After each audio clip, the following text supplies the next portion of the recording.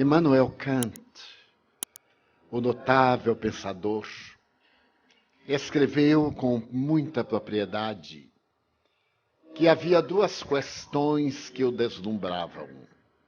A primeira delas era a grandiosidade do universo, lá fora. E a segunda era a lei moral cá dentro de nós. Este pensamento do extraordinário filósofo ainda nos deve constituir motivo de reflexão, especialmente em um momento de natureza histórica, quando mais uma vez a sociedade terrestre é sacudida por informações falsas de caráter catastrófico, assinalando que estamos próximos do fim do mundo. Eu tenho 85 anos de idade e neste período eu já vi o mundo acabar-se 13 vezes, o que equivale a dizer que todas as informações eram falseadas, porque existe na criatura humana, do ponto de vista psicológico, uma culpa ancestral coletiva. Há uma necessidade interna de participarmos de um sofrimento coletivo, como sendo a punição divina pelos nossos equívocos. Iremos encontrar esse arquétipo sombra em nossa conduta na apresentação do dilúvio bíblico, quando a terra, dominada por torrentes de chuvas durante 40 dias e 40 noites, foi totalmente alagada, o que é impossível. Primeiro, porque jamais poderá acontecer uma calamidade desta natureza do ponto de vista astronômico.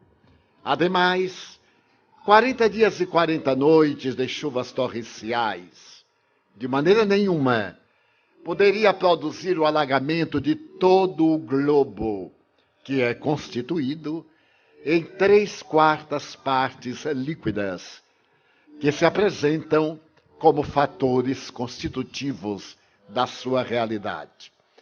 Mais tarde vamos encontrar na Bíblia outro momento castrador e punitivo, quando se refere às cidades de Sodoma e Gomorra, que se caracterizaram pela depravação, e a divindade fez cair sobre a cidade a tragédia de natureza cósmica, permitindo apenas a um casal que dali se afastasse com a condição de não olhar para trás. E a Bíblia, que é muito machista, assevera que a mulher dele, por fragilidade, olhou para trás e foi transformada numa estátua de sal. Merece considerar que esses mitos fazem parte da nossa estrutura cultural, da nossa herança atávica, do próprio processo da evolução individual, social e geográfica. Então, periodicamente, graças a essa culpa coletiva em nosso inconsciente, temos uma necessidade de proclamar que o mundo se vai acabar, porque dessa maneira libertamo-nos dos nossos terríveis delitos. Mas mesmo que essa hipótese pudesse tornar-se realidade, o mundo jamais se acabaria nesse estado catastrófico de determinadas calamidades. Mais recentemente, utiliza-se aquele que tem a tendência das parcas da mitologia grega, de sempre entecer a túnica da tragédia para a humanidade, de que esses dados teriam caráter científico e estariam fundamentados no calendário maia. Eu tive a ocasião de compulsar os 10 livros, especialmente norte-americanos, traduzidos ao português, a respeito do que seria essa tragédia, assinalada pelo dito calendário maia para o dia 21 de dezembro do ano 2012. Portanto, dentro de no máximo 40 dias, 30 e poucos dias. Essa referência parece sustentar-se no que se denominam as várias tragédias coletivas que têm ocorrido neste milênio. Por exemplo, recordamos-nos que no dia 26 de dezembro do ano 2004, às 8 horas e 15 minutos do horário de Brasília, a Terra foi sacudida por um tsunami que teve lugar no Oceano Índico, levantando com o choque das placas tectônicas uma onda de 30 metros que avançava na direção das praias com a velocidade de 800 quilômetros por hora, o que veio consumar, afetando 11 países, especialmente a Tailândia, a Índia, Sri Lanka, as Ilhas Fifi e etc., e ceifando em 10 minutos 235 mil vidas. Pode-se dizer que foi a maior tragédia do novo milênio, do novo século, a partir, portanto, dessa chegada do ano 2000. No entanto, o que não se relata é uma questão ainda mais trágica. Aqueles que morreram, talvez, fossem liberados de problemas muito mais graves do que os que sobreviveram. Mais de 1 milhão de pessoas perderam casas, identidade, documentos, familiares, objetivos, e entraram em profunda depressão e num estado de inquietação chocante, até hoje ainda não recuperadas. Mas esse tsunami logo foi absorvido pela nossa consciência coletiva, porque a criatura humana é um animal adaptável, e nós temos fatores psicológicos que nos levam a uma adaptação em qualquer situação formal, irreverente ou especial. E quando já nos acalmávamos, fomos sacudidos por um outro choque, o tsunami na Cordilheira dos Andes, que afetou gravemente o Chile, ceifando a vida de milhares de pessoas na área do Pacífico. E nós novamente fomos sacudidos pela terrível tragédia, que logo depois teria continuidade. No outro tsunami, desta vez no Mar das Caraíbas, atingindo o Haiti, o país socioeconomicamente mais miserável das Américas.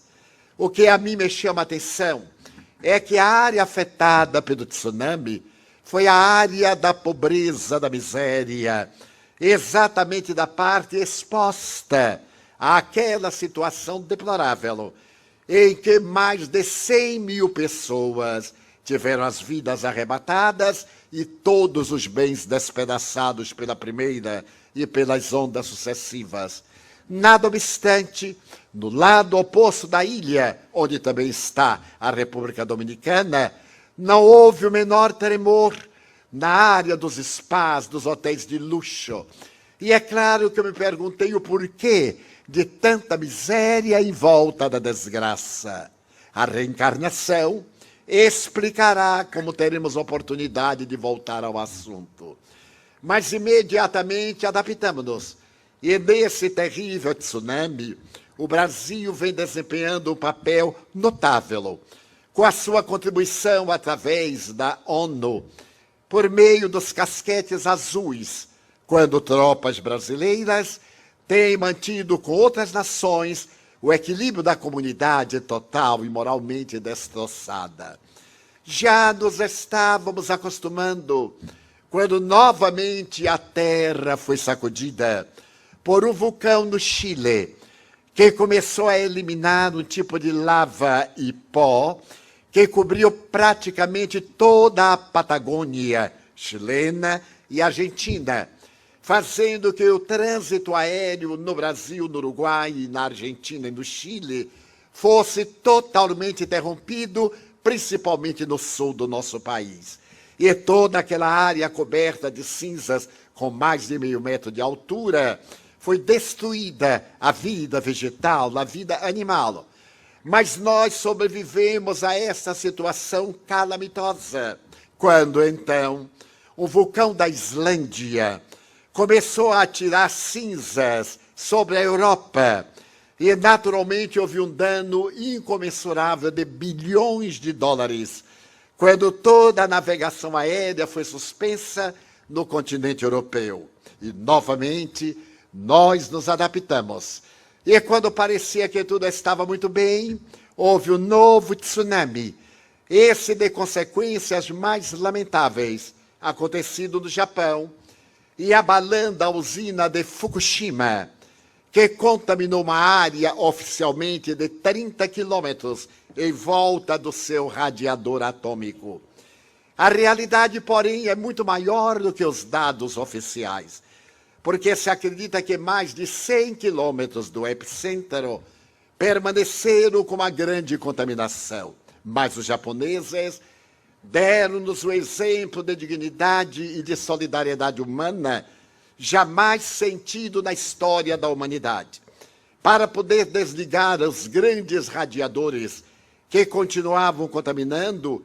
Homens de idade avançada ofereceram-se para entrar na usina, para contaminar-se, porque já eram pessoas idosas, próximas da morte, assim, poupando a juventude, aqueles que poderiam ser úteis ao país e à humanidade. E graças a esse sacrifício notável da cultura japonesa, foi possível desligar os grandes locais de radiação, impedindo que a calamidade trouxesse danos inenarráveis por causa dos ventos e das ondas do mar, que levariam a outras províncias, a outras nações. Mas numa análise mais profunda, os vulcanógrafos, os estudiosos das tempestades chegaram à conclusão de que isso está dentro da média aritmética. Sempre aconteceram tsunamis, erupções vulcânicas, maremotos, terremotos, geadas abundantes, e a camada de ozônio que se encontra violada pelo aquecimento global do planeta e pelos gases que nós emitimos, inclusive aqui na Austrália, fazem parte do nosso sistema galáctico. E se nós tomarmos providências ecológicas, poderíamos diminuir os danos que as nossas indústrias têm provocado, especialmente das grandes nações que não assinaram o Acordo de Kyoto no Japão, e também este realizado no Rio de Janeiro, no corrente ano, quando do grande encontro em favor do ecossistema. Mas nada demais. Sucede que hoje, graças à comunicação virtual, nós podemos acompanhar qualquer acontecimento no mundo sem nos deslocarmos daqui, apenas apertando o botão do nosso iPod, do nosso iPhone, do nosso iPad. E graças a isso nós recebemos uma carga de informações acima da nossa capacidade de digerir intelectualmente. Não tem nada a ver com o fim do mundo, porque a Terra é um planeta novo. Ela existe há aproximadamente 4 bilhões de anos. O nosso Sol apareceu há aproximadamente 7 bilhões de anos. Então a Terra é um planeta novo, ainda em formação. A massa, a crosta, ainda está em consolidação sobre a imensa gama do magma. E é natural que as placas tectônicas, flutuando sobre essa massa ígnea, naturalmente, ao deslocar-se, periodicamente choca-se, produzindo ondas voluptuosas, ou rompe-se a faixa estreita do planeta para que os gases da intimidade da Terra possam ser jogados na atmosfera nas erupções vulcânicas, considerando que o nosso planeta está em permanente adaptação, contínua transformação e num processo de construção da sua própria estrutura, que é a crosta onde vivemos. Mas aqueles que são os portadores da mensagem apocalíptica asseveram que o Apocalipse de João narra o fim do mundo e mentem. Começa pela palavra Apocalipse. Toda vez quando nós pronunciamos o nome Apocalipse, ele traz dentro do seu bojo algo de terrível. No entanto, A palavra Apocalipse é grega, que significa revelação. Nada de tragédia, é a revelação dos acontecimentos que João pôde observar no estado de transe, quando, na sua jornada no exílio na ilha de Patmos, por decreto do imperador de Roma. Nessa revelação, ele apresenta uma simbologia muito complexa a respeito do que seria o fim do mundo mau, dos tempos perversos, de uma humanidade sórdida, para dar lugar ao reino dos céus. Não seria do mundo geológico, do mundo físico, da criatura humana, senão das forças atávicas que ainda permanecem em nós como perversidade, egoísmo, orgulho, luxúria, e que nos tornam seres inteligentes, no entanto, abastardados pela conduta vulgar. Também se refere esse estudioso ao sermão profético, que se encontra no Evangelho de Jesus, em Marcos, número 13, versículos 1 a 32. De fato, essa informação de Jesus é fascinante, mas tudo quanto ele disse tem acontecido através da história, demonstrando que Jesus foi o mais notável profeta da humanidade. E na balizada opinião da doutora Hannah Wolff, a extraordinária psicanalista freudiana do século XX, considerada a mais notável depois de Anna Freud, ela assevera que Jesus é o maior psicoterapeuta da humanidade. Porque todo e qualquer psicoterapeuta, para penetrar em nosso inconsciente, necessita dos nossos sonhos, das nossas imagens, das associações, para poder fazer que vomitemos, façamos a catarse daqueles conflitos que jazem em nosso inconsciente, gerando distúrbios de comportamento. E essa notável mulher, que esteve longamente na Índia e mais tarde na Colômbia, em uma tarefa religiosa da sua visão protestante, irá dizer no livro monumental, Jesus, Psicoterapeuta, que a sua técnica de penetrar na criatura humana era apenas a de olhar e devassar o insondável do ser e de encontrar os seus conflitos e resolvê-los. Desta forma, o Evangelho de Jesus relata-nos que estamos em um mundo transitório, como tudo transitório é na vida, e que marchamos inevitavelmente para o reino dos céus. Quem ainda não terá lido ou ouvido essa expressão, o reino de Deus está dentro de vós. É necessário conquistar o reino de Deus, que não tem aparência exterior. Mas desta maneira, esses indivíduos que vendem livros incoerentes e que se comprazem em gerar sofrimentos humanos, periodicamente nos seus tormentos angustiantes, estabelecem que o mundo vai se acabar. E, curiosamente, como nós somos pessoas impressionáveis e temos culpa, consciente e inconsciente, toda vez que uma coisa dessa cai nas nossas informações, é como se fosse um alívio. Estamos sendo castigados, estamos sendo punidos. Nós adoramos ser castigados.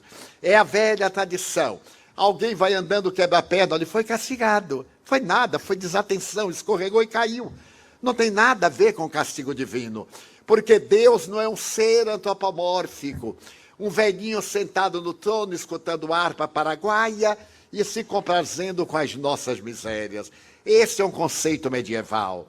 Allan Kardec perguntou aos espíritos, que é Deus? E é notável a pergunta, porque até o momento de Allan Kardec, a pergunta era sempre formulada de uma maneira equivocada.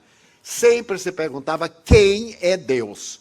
E o verbete quem significa o homem que. Se eu pergunto quem é você, eu me refiro a um ser humano. Mas se eu pergunto que é você, que coisa é você, é bastante diferente. E em francês, Allan Kardec pergunta, qu'est-ce que Dieu? Que é Deus? E os espíritos respondem, a inteligência suprema e a causa primeira do universo. É uma definição cósmica, porque se Deus é o infinito, não pode caber numa definição. Se ele couber numa definição, ele é conteúdo, não é continente. E Allan Kardec, que era um homem profundamente materialista, quando conheceu o Espiritismo, pertencia à escola positivista de Augusto Comte, volta a perguntar: e que provas nós temos da existência de Deus? E a resposta é ontológica. Em um axioma que aplicais às vossas ciências. Todo efeito provém de uma causa, logo, aquilo que não foi feito pelo homem, por Deus foi feito. Nós veremos dentro de breves minutos. Desta maneira, o Deus a que nós reverenciamos não é um ser que tem prazer na nossa miséria, que se miscui em nossos problemas. É a consciência cósmica. Aquilo a que falava o filósofo Immanuel Kant, a grandeza lá fora e a lei divina dentro de nós, porque em nossa consciência está a lei de Deus. Allan Kardec perguntou aos espíritos, questão 621, do Livro dos Espíritos, onde está escrita a lei de Deus? E a resposta também é fascinante, na consciência. Falamos ontem sobre os 4 níveis de consciência. De acordo com o nosso nível de consciência, de cultura, de discernimento, o nosso entendimento é amplo, restrito. Para o homem primitivo, a adoração de um totem é a forma de expressar o seu amor a Deus. Matar um animal em holocausto ainda é a forma de expressar o seu sentimento a Deus. Nós outros, na consciência de si mesmo, na consciência cósmica, a coisa que mais agrada a Deus não são coisas, é a nossa transformação moral para melhor. Muitas vezes eu venho de uma outra religião, fui católico, com todos os meus familiares, e era muito comum nós fazermos promessas. Se eu ganhar a loteria, eu darei um pacote de vela ao Senhor do Bonfim. Eu sou baiano, e o Senhor do Bonfim é o santo protetor da Bahia. Mas é tão ridículo. Deus me dá $1 milhão e eu lhe dou um pacote de velas que custa 50 centavos. Então ele é mau negociante. Então nós temos este atavismo da promessa. Ah, meu Deus, se eu ficar bom, eu vou proceder bem. Como se isso fosse bom para Deus. Se eu vou proceder bem, é melhor para mim mesmo. Nada de prometer a Deus essas infantilidades, como da criança. Se proceder bem, vai ganhar uma fatia de bolo. Então nós negociamos infantilidades com Deus, porque o nosso conceito antropomórfico a respeito de Deus torna-nos perpétuas crianças psicológicas. A doutrina espírita dá-nos uma visão de Deus grandiosa em nossa consciência, em nossa responsabilidade.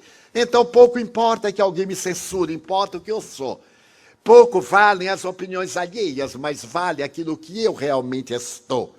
Então essa proposta vem desmistificar todas essas manifestações terríveis, essas profecias de mentira que perturbam. Nos Estados Unidos tem havido suicídios.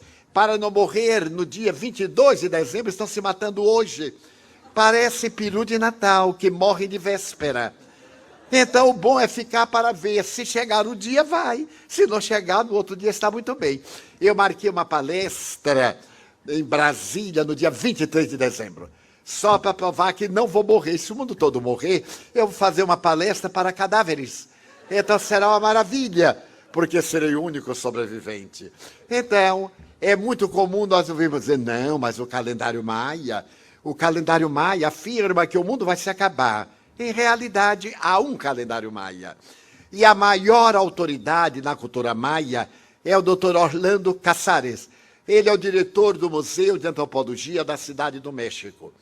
Nos meses de março e abril deste ano, ele fez uma notável exposição maia na cidade de Bogotá, na Colômbia, quando levou a pedra que se chama Tortuguero, onde está em hieróglifos o calendário maia. E nesse calendário maia não tem nada de fim de mundo. Primeiro, porque na cultura maia ninguém acreditava no fim do mundo. O fim do mundo é um conceito judaico-cristão. Noutras religiões, como entre os indianos, os parsis e outras doutrinas, não tem nada de fim de mundo.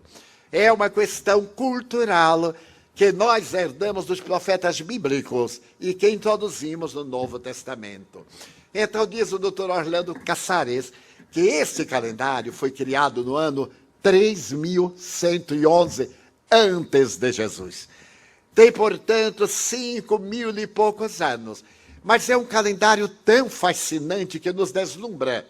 Porque naquela época não havia astronomia, havia astrologia. E os maias somente conheciam a Terra, o Sol, a Lua e Vênus, que pensavam que era uma estrela e é um planeta que reflete a luz do Sol, por isso tem um brilho aparente. Eles construíram um calendário tão perfeito que o ano maia é constituído de 365 dias, igual ao ano astronômico por computador. A única diferença é que o nosso ano astronômico é constituído por 365 dias e 6 horas, alguns minutos e breves segundos, desse imenso movimento de translação do Sol, da Terra, em volta do Sol. Então, esse é um calendário de uma perfeição colossal. Porém, os maias adoravam deuses e tinham o calendário civil e o calendário religioso. O calendário religioso era constituído de 250 dias. E acontecia algo fascinante. Em cada 52 anos, coincidiam determinado dia na mesma data, demonstrando uma exatidão fascinante. Mas o calendário maia era mais complexo. Tinha o ano e tinha, de imediato, uma era curta, que era constituída por aproximadamente 5.125 dias. Era uma era curta. E tinha a era larga, que era constituída por 144.000 dias. Toda a era larga era chamada Baticum, no dialeto maia. Então, o Baticum era o período de 144.000 dias. Esse Baticum fazia um ciclo, e cada ciclo abria uma nova era. Nós estamos no 5º Baticum do calendário maia, que termina no dia 22 de dezembro do ano 2012. Então, iremos abrir um outro Baticum, uma nova era, que os maias dedicam ao deus Iocte. O deus Iocte é o deus da abundância, o deus da fartura. Então, este ciclo de guerras, de dores, de egoísmo para os maias vai acabar e vai iniciar-se um ciclo de venturas, de bênçãos, de misericórdia, de alegria, um reino dos céus. Coube a Allan Kardec fazer uma análise de que os mundos também evoluem. Como evoluem as criaturas, desde o ser primitivo ao arcanjo, questão 540 do Livro dos Espíritos. Tudo em a natureza progride, desde o átomo primitivo até o arcanjo, porque o arcanjo de hoje foi átomo de ontem, assim como o átomo de hoje será arcanjo de amanhã. Nós estamos no planeta inferior, porque somos inferiores. Mas o nosso planeta, à medida que nós evoluímos, também ele vai mudar. E Allan Kardec, ouvindo os espíritos, sabia que há mundos primitivos, há mundos grosseiros e a Terra é um mundo intermediário, que ele chama o mundo de provas e de expiações, onde nós sofremos, onde nós expiamos os males que praticamos, onde experimentamos dores e tormentos, mas isto vai se acabar. E a Terra vai passar para um outro ciclo, mundo de regeneração, como disse o nosso Carlos. Então nós estamos numa faixa de mudança desde os anos de 1970, que está começando uma mudança sutil para o mundo de regeneração, conforme Allan Kardec estuda no livro A Gênese, e fala de uma nova era, de uma nova vida, de crianças especiais. Não é necessário ter uma cultura profunda para notar que as crianças de hoje são diferentes das crianças da geração passada e das crianças do meu tempo, que éramos uns idiotas. Naquele tempo nós éramos ingênuos até os 40 anos. Hoje a criança já nasce com computação. Eu tenho um amigo que é da minha idade, mas ele mente. Ele diz que tem 10 anos a menos. As mulheres mentirem na idade eu acho muito charmoso, mas homem eu acho muito decadente. Mas o meu amigo diz que ele tem 75. E ele ainda é mais velho do que eu. 8 dias, mas é mais velho do que eu. Então ele me diz assim, Divaldo, você já entrou nesta de computação? Eu digo, mas é claro, nós temos que estar evoluindo. E você aprendeu algo? Eu digo, não, aprender ainda não aprendi não, mas estou lá. Eu não sei o que é que vai acontecer. E perguntei, mas por que isso? Ele disse, porque o computador, Divaldo, foi inspirado por Deus, mas foi feito por Satanás. Toda vez que a gente acha que sabe, não sabe. Porque a gente aprende. O jovem tem a maior facilidade, porque como ele não tem o que fazer, fica o tempo inteiro ali investigando. E nós, somente em certas horas. Você imagine, ele é um eminente escritor brasileiro, que estava escrevendo um romance e depois de umas 30 páginas de digitação, eu me esqueci de salvar ou não botei no automático. Mas então eu fui fazendo e de repente o dedo bateu numa tecla que não devia ter, mas tem, e tudo ficou branco. Eu fiquei desesperado. Então eu tentei tudo e não houve jeito. Então eu chamei meu neto, de 6 anos.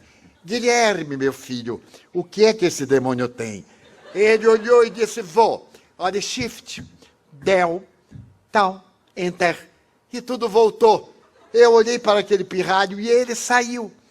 E eu enxuguei o suor e continuei. E daí a pouco o dedo bateu novamente na tal da tecla.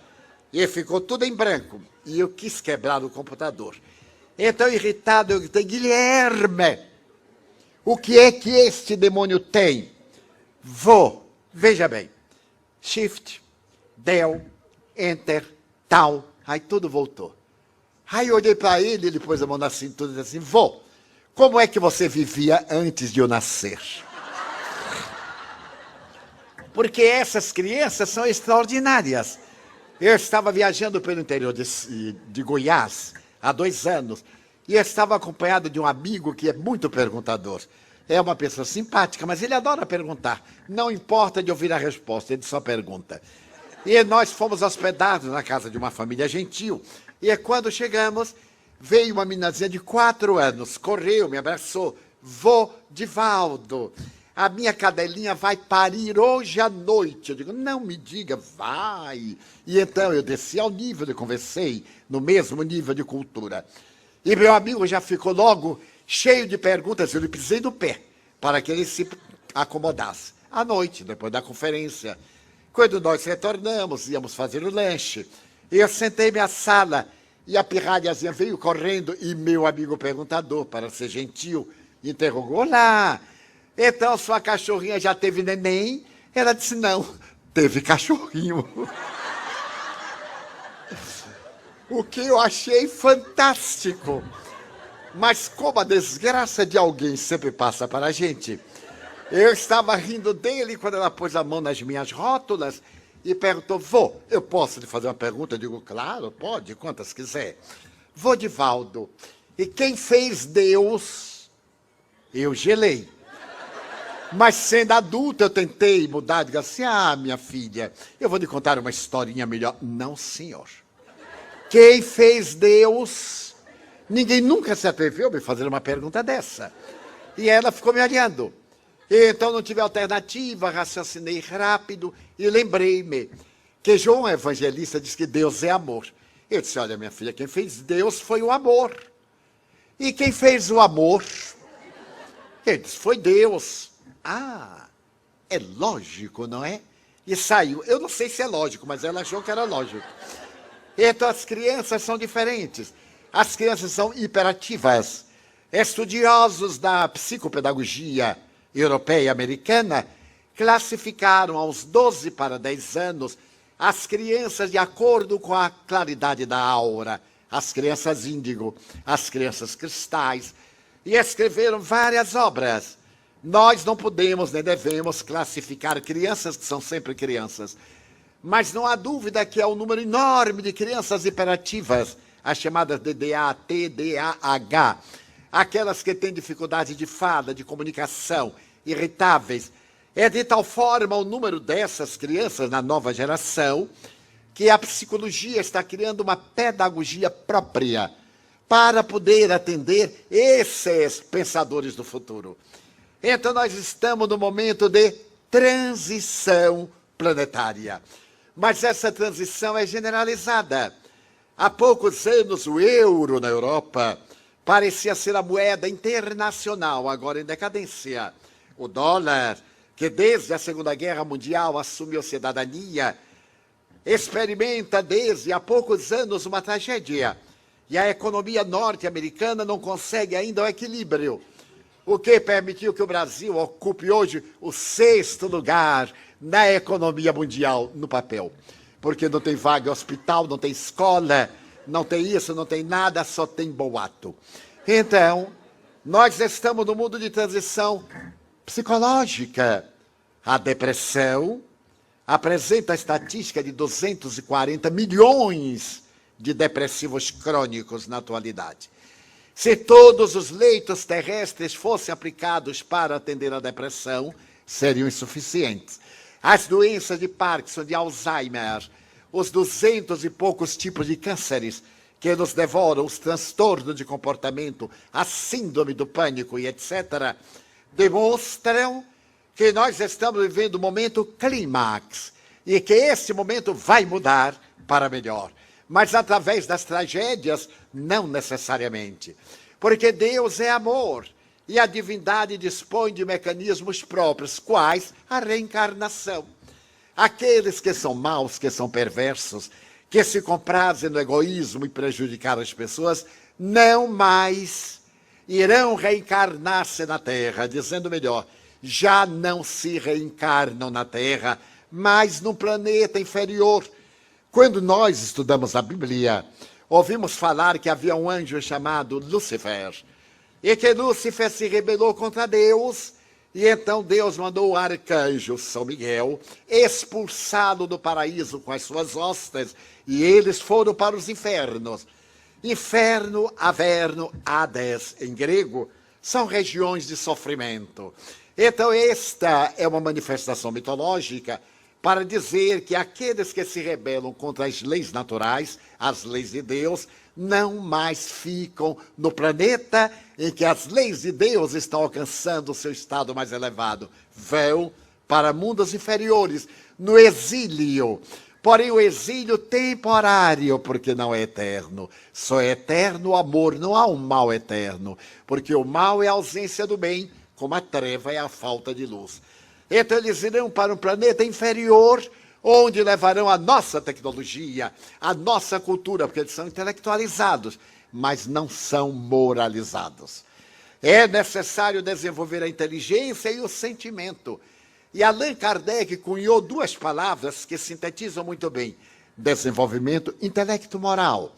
A pessoa ter uma inteligência lúcida, nobre e um caráter diamantino, transparente. Que acontece? Quanto mais inteligência determinado número de pessoas tem para aplicar no mal, na vitória sobre os outros, na corrupção, na degradação, na exploração de vidas, para quê? A vida física é tão curta. Ninguém quase atinge um século de existência, e que é um século diante de bilhões de anos que o nosso planeta tem, como nos referimos. Então é natural que haja uma mudança. E, ademais, espíritos de outra dimensão. Os mentores afirmam no livro que eu psicografei, Transição Planetária, que foi recorde no Brasil de divulgação, foram mais de 125 mil exemplares em apenas 6 meses, e mais recentemente lançamos uma continuação, O Amanhecer de uma Nova Era, do mesmo autor, que já é best-seller. Lançamos há 15 dias e já foram vendidas mais de 15 mil cópias. E estamos trabalhando em nossa editora para aumentar e atender às solicitações. Então diz o Espírito Manuel Filomeno de Miranda que seres de Alcíone é uma estrela da constelação das Pleiades, que podemos ver a olho nu, e que está na constelação de Tauro. Esses espíritos nobres estão reencarnando-se na Terra. Irão reencarnar-se também os espíritos do passado, a escola neoplatônica de Alexandria, os nobres espíritos gregos do período de Péricles, os pré-socráticos, Anaxágoras, os socráticos, Sócrates, Platão, Aristóteles, depois os pré-cristãos de Roma, e todos esses gênios do Renascimento. Está havendo na Terra o renascimento da beleza. É certo que aí está o funk, para as pessoas atormentadas e dissolutas, mas também aí estão renascendo as grandes sinfonias de Beethoven, a música erudita de Brahms e de outros autores consagrados, a dúlcida melodia, suave e terna das nossas emoções, porque o mundo está mudando. Nós abandonamos a arte clássica, fomos para o cubismo, para a arte moderna, para o surrealismo, e agora estamos fazendo a volta. Há um tipo de arte que mistura o clássico com o real, porque o clássico não tem lugar, já que as nossas máquinas fotográficas copiam com absoluta perfeição. Então não é necessário que o artista repita o que a máquina faz melhor, mas a concepção. Eu tenho uma amiga que é uma grande artista, e ela é sui generis, como todos os artistas. A primeira vez que ela foi a Paris, ela foi ao Louvre com o marido. E depois de percorrer galerias, o Louvre tem 8 quilômetros de galerias de arte. Depois de percorrer as salas que mais lhe compraziam, ela olhava, por exemplo, e não sentia emoção. Ela foi ver a Mona Lisa, e aquele riso que nem ria nem chorava, ela olhou e também não gostou muito. E como boa baiana, quando ela saiu do Louvre, havia uma exposição de artistas novos. E então ela parou diante de uma tela e disse, meu Deus, que coisa extraordinária. O marido, que não entende nada de arte, parou e disse, o que é que você está dizendo? A tela. Olha para essa tela. Ele olhou, estava em branco. Ela disse, mas meu Deus, que coisa. Ele disse, o que é que você está vendo? Ah, o que estou vendo é o que ainda vai colocar aí. A beleza, a verdadeira arte é essa que a gente imagina. Foi a coisa mais bela que eu vi no Louvre. Uma tela em branco. Então, quando ela me contou de Valdo, eu me comovi até as lágrimas. Eu disse, com a tela em branco? Ela disse, é. Para não mostrar que eu sou ignorante, eu disse assim, Mas não entendi nada. Porque os artistas têm esses devaneios, esses sonhos quiméricos. Estamos numa era, portanto, fascinante, em que nós iremos encontrar pessoas extraordinárias viajando muito. Eu as encontro e fico surpreso, principalmente quando vejo uma criança voltar-se para mim e enfrentar uma longa vida em termos absolutamente corretos, com um raciocínio fascinante. E alguns me dizem assim, mas eu me lembro que eu vivi antes. E se nós abrirmos o Google e olharmos crianças prodígio, vamos ver um menino japonês de 4 anos tocando piano, a mãozinha não dá para uma oitava. Ele senta ao piano e toca um clássico, e depois ele volta a ser uma criança. Esse jovem russo que disse que veio de outro planeta, que é a reencarnação, enfim, a Terra está num momento extraordinário de mudanças. E o mundo vai se acabar? Vai. É claro, porque tudo que começa, termina. Mas não será hoje, porque o nosso planeta é sustentado pelo Sol, como os demais planetas do nosso sistema. E o Sol, para manter o nosso equilíbrio, converte massa em energia na quantidade de 420 milhões de toneladas por segundo. Então, há uma combustão que gasta 420 milhões de toneladas por segundo. E então o Sol vai morrer, porque vai acabar a massa. Ele não terá energia para a gravitação, para o eletromagnetismo, para a lei quântica forte, a lei quântica fraca. Então vai se transformar numa estrela anã. Mas quando isso se dará? Breve, dentro de 11 bilhões de anos. Eu realizei uma conferência numa cidade do sul do Brasil sobre dados astronômicos. Eu gosto muito e tenho uma boa memória para eles. Então eu fazia uma análise de certos dados fascinantes e fazia a comparação com a revelação do Espiritismo. E falei que o Sol ia se acabar e, claro, o sistema ia se consumir, porque se entrava em choque e se diluía. E quando eu terminei, veio uma senhora.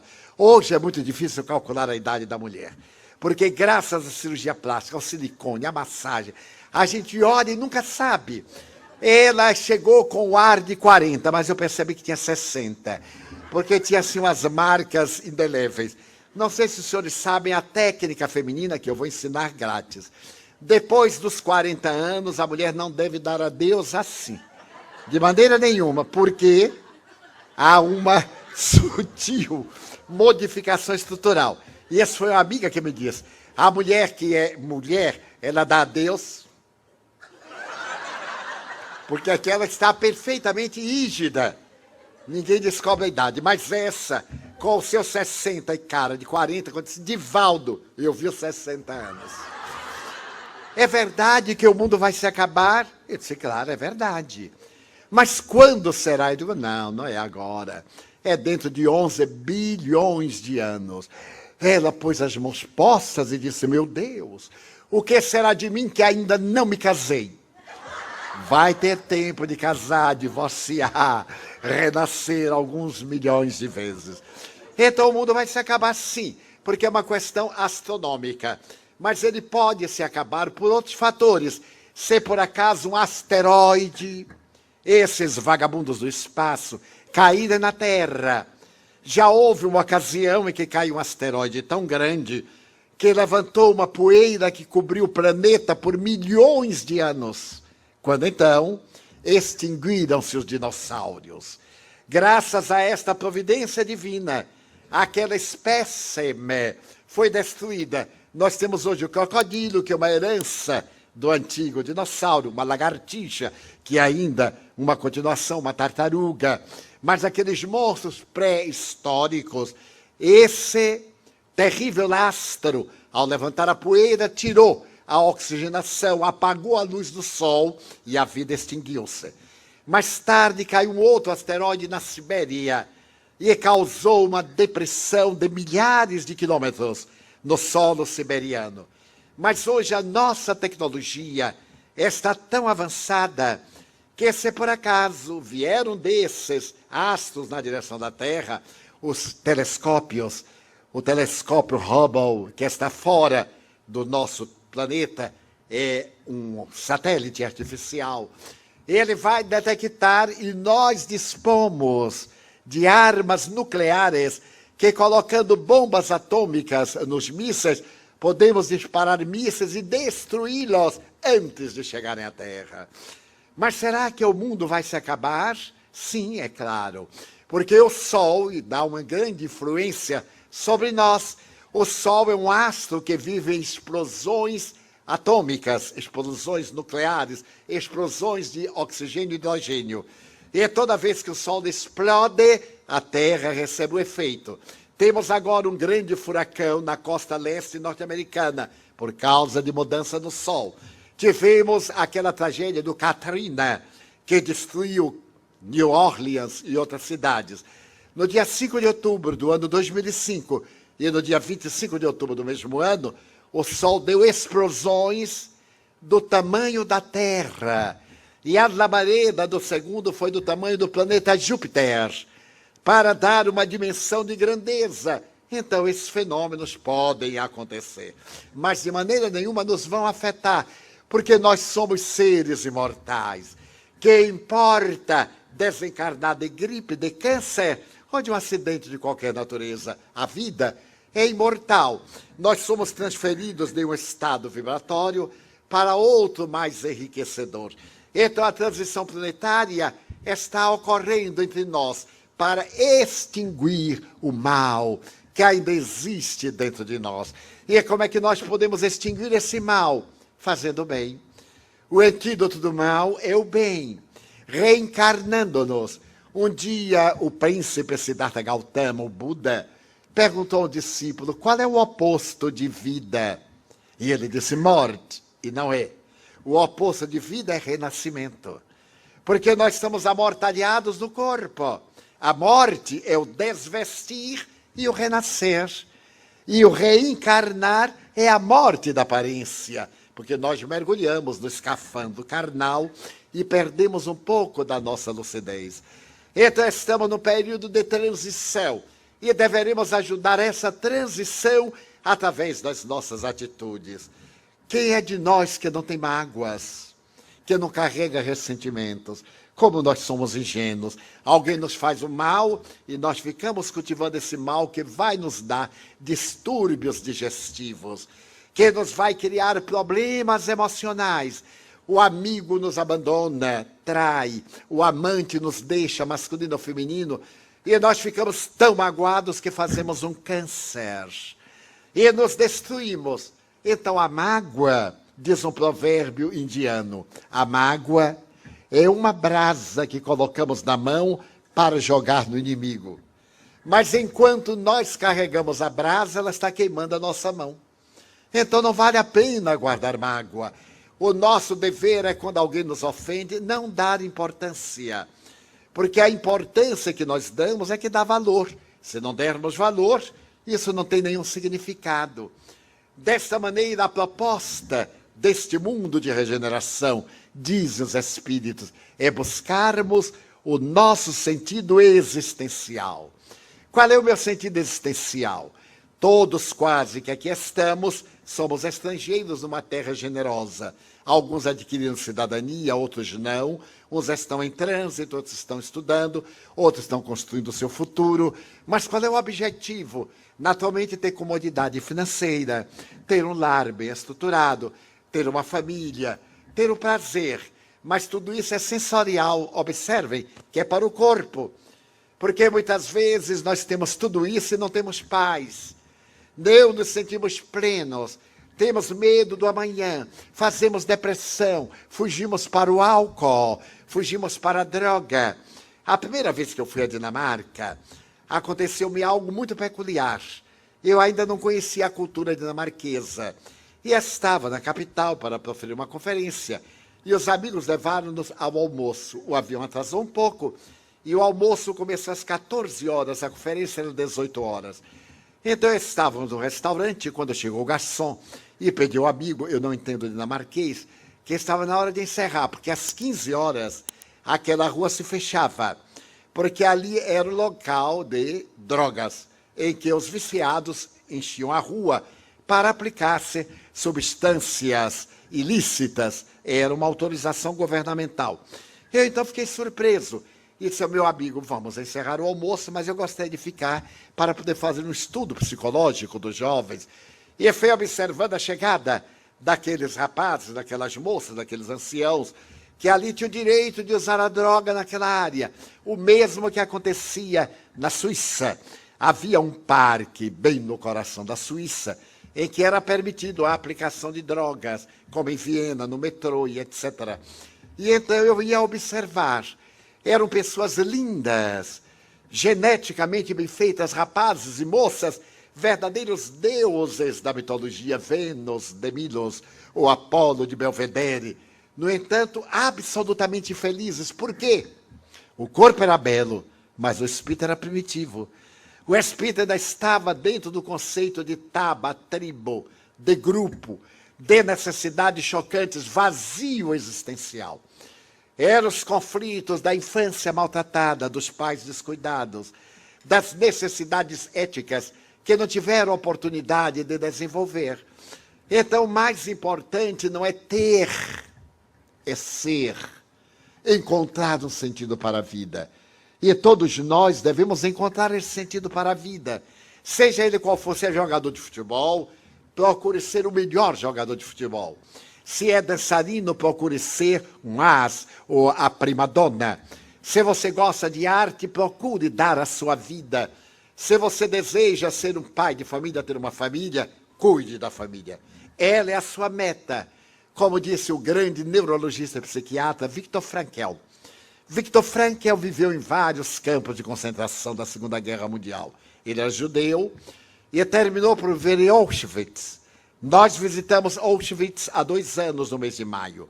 E eu estive bem na cela em que ele esteve. Este homem sobreviveu ao martírio do campo de concentração. Viu seus pais serem assassinados, sua mulher, todos os familiares. E ele sobreviveu porque ele disse, eu tenho que sobreviver. Eu tenho a meta, denunciar os crimes nazistas. Então eu vou sobreviver. E sobreviveu. É muito comum nós dizer, eu não aguento, ainda mais nós latino-americanos e brasileiros, adoramos ser infelizes.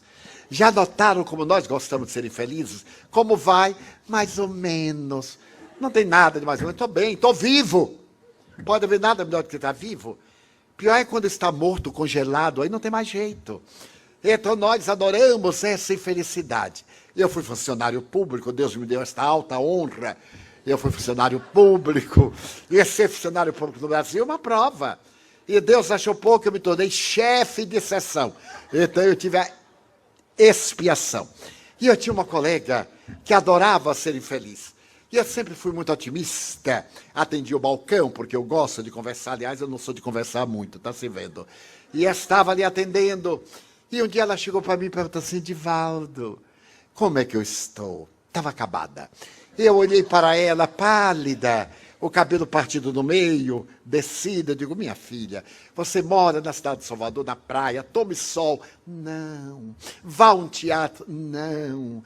Eu disse: mas coitada. Ela: obrigado.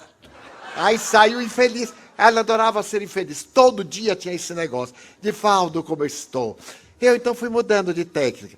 Ele: você até que é bonita, agora precisa de um pouco de trato, né? A beleza precisa sair da concha. A pérola sai de dentro da concha da ostra. A pérola é uma anormalidade. Eu digo: entra um grão de areia, então a ostra reveste aquele grão de areia, etc. Expliquei a técnica. Você precisa de pentear o cabelo. Faça papelotes. Muita gente aqui não sabe o que é, eu vou explicar. Antigamente não havia esses aparelhos. E a mulher tinha o cabelo liso. Então ele rolava um pedacinho de papel, prendia com um grampo. E como não havia laque, colocava cerveja fermentada. Imagine o que os maridos sofriam. Aquela criatura com aquela cabeça de papelote, cerveja, o homem dormia até não ter como. Eu digo: faça os papelotes, porque no sábado eu tirava o papel, o cabelo ficava cacheado, né? Agora temos escova progressiva, isso e aquilo, uma maravilha.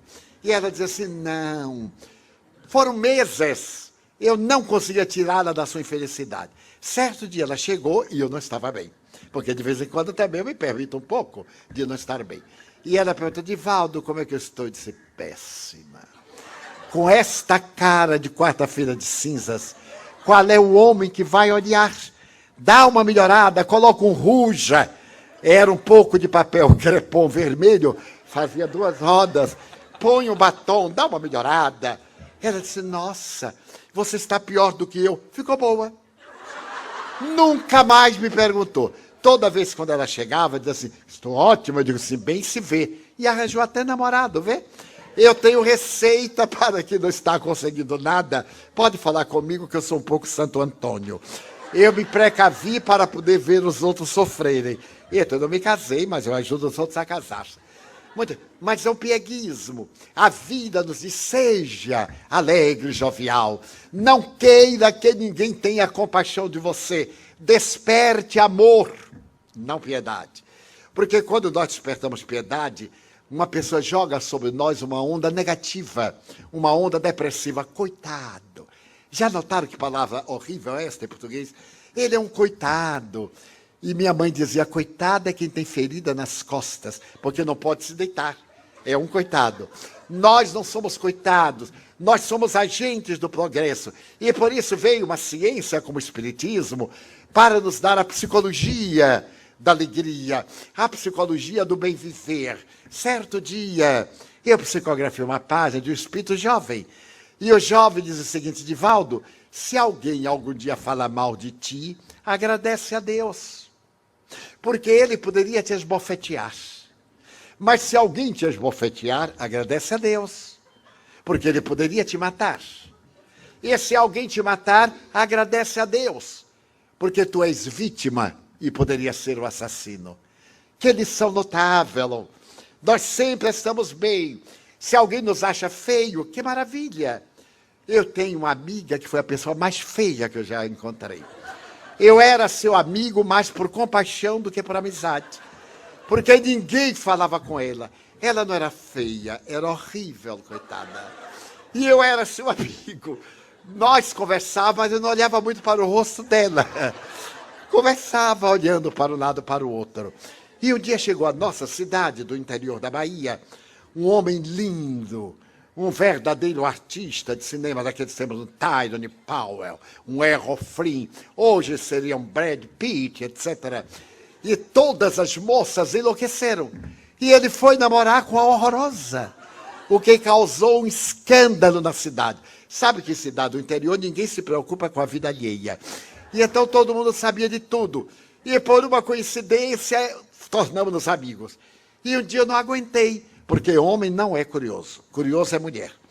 A mulher sabe tudo e conta para o homem, então não precisa de ser curioso, ele sabe que vai ser informado. Mas ele se tornou meu amigo, e um dia eu digo assim, nossa, você gosta realmente de fulana? Mas não disse por quê. Ele disse, adoro, Divaldo. Eu digo, interessante, né? Porque as moças mais bonitas andam de olho em você. Ele disse, pois é.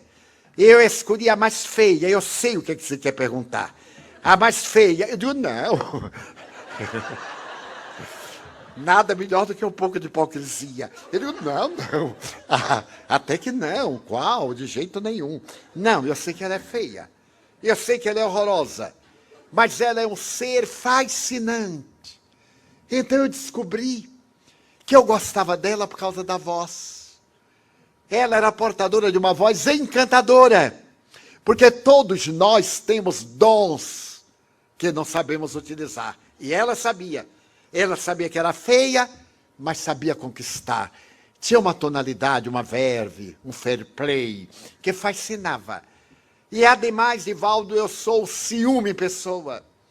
Eu a escolhi porque eu sei que ninguém vai querer. Então aí eu estou em paz. Casaram-se meus amigos. E a aberração, os filhos são lindos. Saíram a ele o poder genético.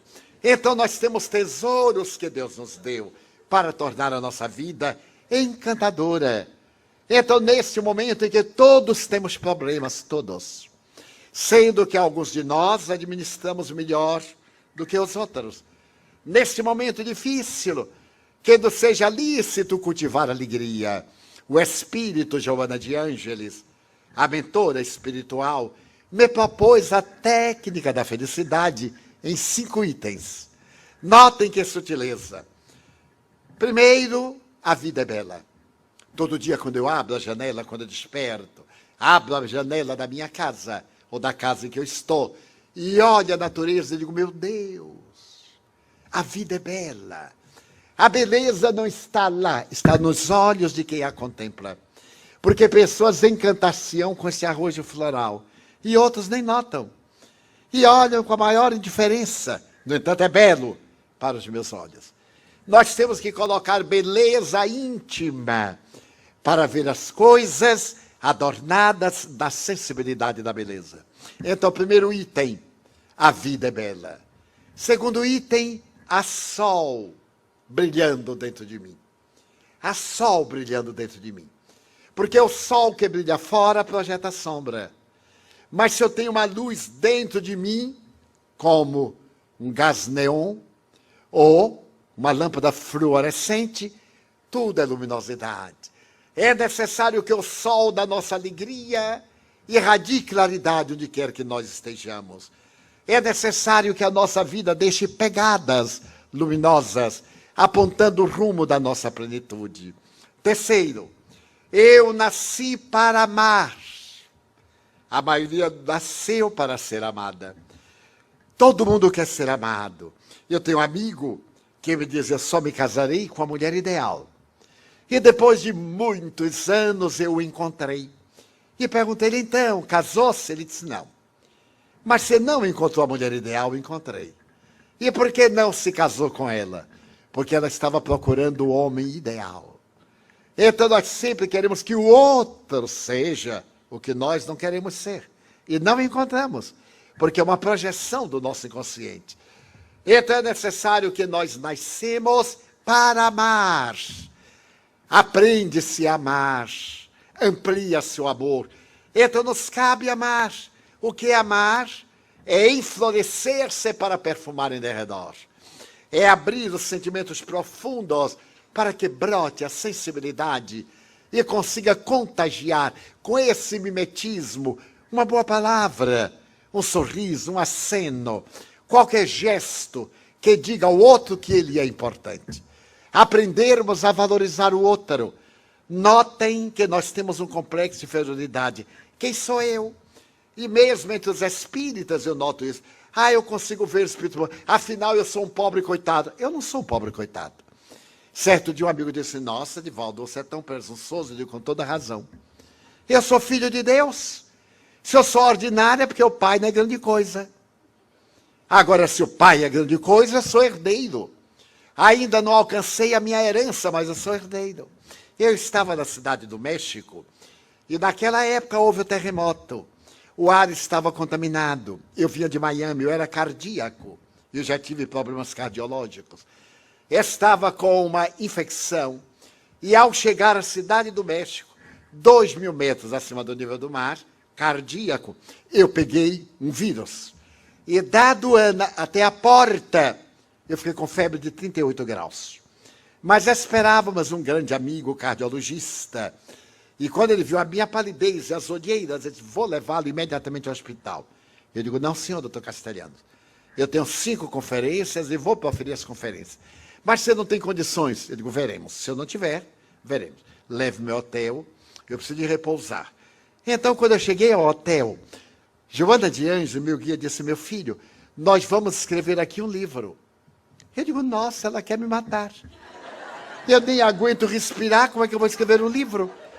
Vou ficar 5 dias, 5 vezes. Minha irmã, mas eu não posso, eu estou muito mal. Eu sei que está muito mal. Mas você mande buscar tal produto na farmácia, tome uma sopa quente, transpire, profira a conferência e na volta eu venho escrever. Eu digo, era só que me faltava morrer no México. É muita falta de gosto. Muito bem. Fui à conferência, realizei a conferência no imenso salão, voltei e quando eu ia me deitando, ela, vamos trabalhar. Não tive jeito, levantei e comecei a psicografar, até às 5 da manhã. Então, naqueles 5 dias, eu psicografei um pequeno livro. Ela não me deixa ler, eu só leio depois do prefácio.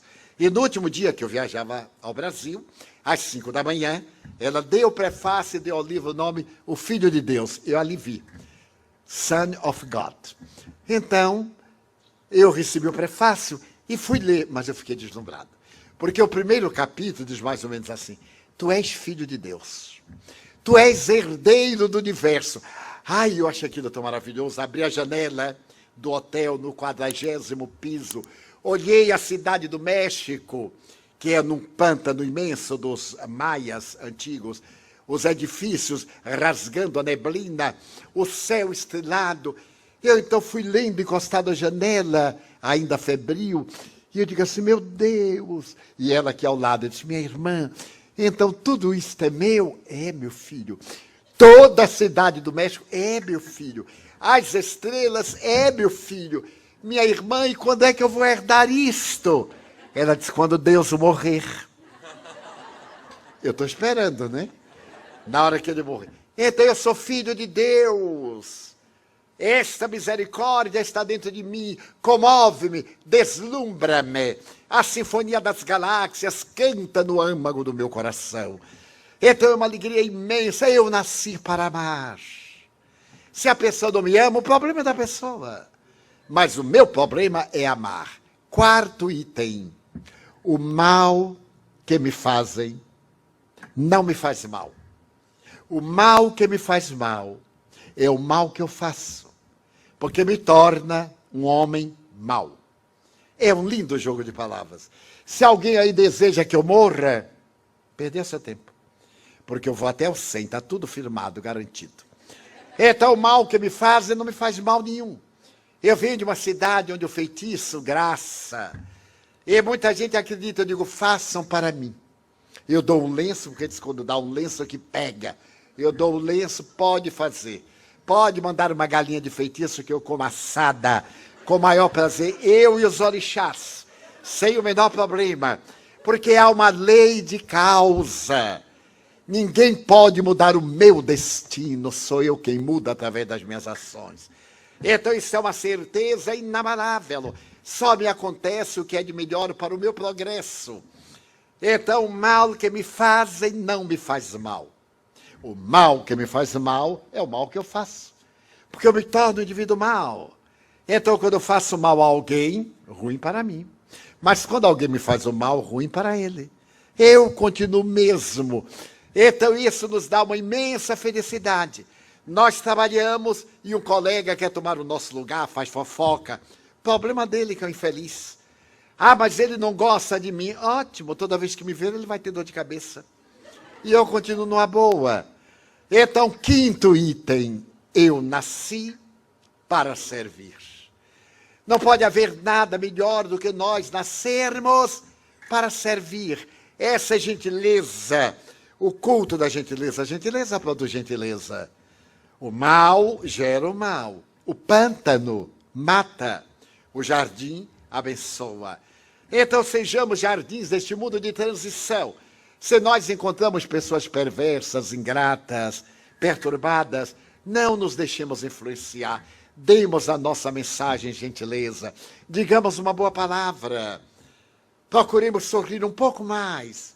Procuremos demonstrar que a nossa vida tem um sentido ético, estético, estésico. Vale a pena viver. Não é viver assim, eu nem sei para que estou aqui. Já era tempo de saber. Quando é que vai saber depois de morto? Aí já passou a oportunidade. Então pergunte-se, e o Espiritismo lhe dirá a resposta.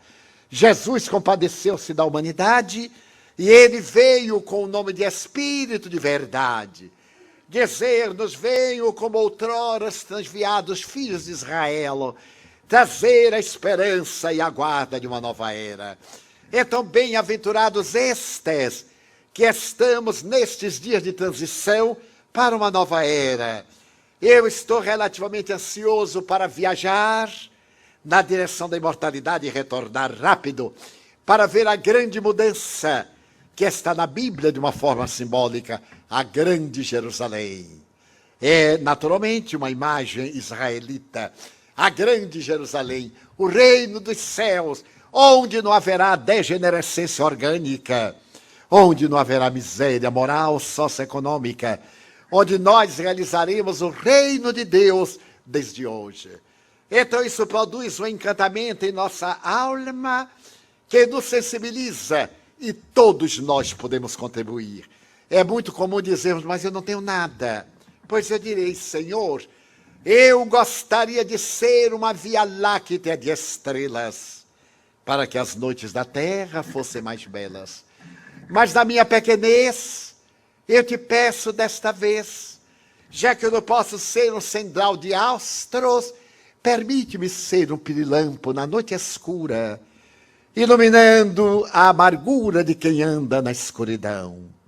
Eu gostaria de ser um jardim de flores de todas as cores, para embelezar a terra, mas a pobreza que minha alma encerra, se eu não puder ser um jardim, deixa-me ser uma rosa solitária na frincha da rocha, colocando beleza no altar da natureza. Senhor, eu gostaria de ser a chuva generosa, que tombando sobre a terra porosa, reverdecesse o chão. Mas se eu não conseguir, eu te quero pedir, para ser um copo com água fria, matando a sede, a agonia de alguém na desesperação. Eu queria ser um trigal de frutos maduros, para acabar com a fome na terra. Mas a certeza que minha alma encerra, eu nunca lograrei.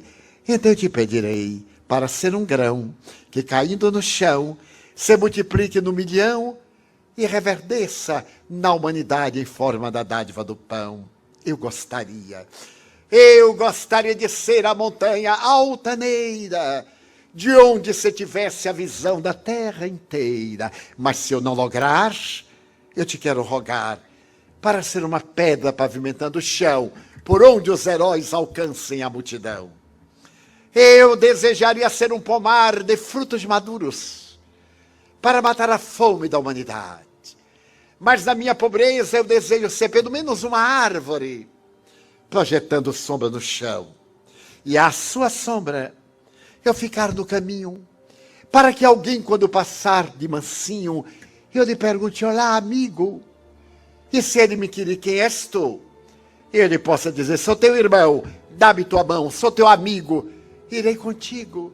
E lado a lado eu possa cantar, Senhor, eu gostaria de ser poeta, orador, esteta, artista, declamador, para decantar a beleza da natureza e a grandeza do teu amor. Porque me faltam o éstero, a magia, a beleza, a poesia, e eu nada sou.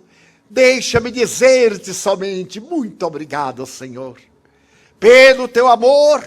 Obrigado, Senhor, pela sua atenção. Muito obrigado, senhores.